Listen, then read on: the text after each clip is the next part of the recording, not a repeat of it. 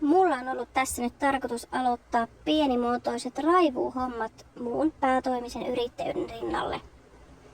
Mulla on ollut tässä nyt koekäytössä tämmönen Husqvarnan 555 FXT bensiinikäyttöinen raivaussaha.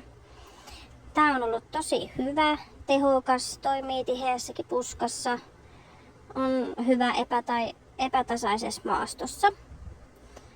Ongelmia on tuonut kyllä vähän runsaanlaisesti noi valjaiden säädöt. Eli mun kokoiselle naiselle on todella vaikea löytää sopivaa pakettia, missä me saataisiin valjaiden säädöt toimiviksi.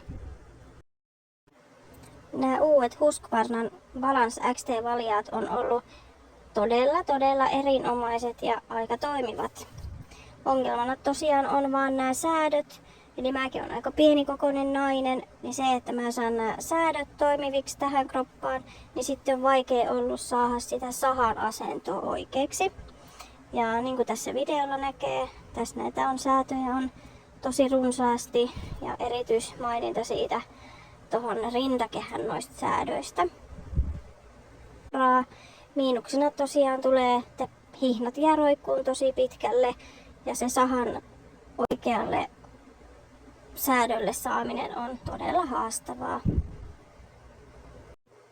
Nyt saa antaa siis suosituksia tehokkaista ja monipuolisista raivaussahoista ja valjoista, jotka toimii metsässä, pusikossa, pajukossa ja säädöt on monipuolisia.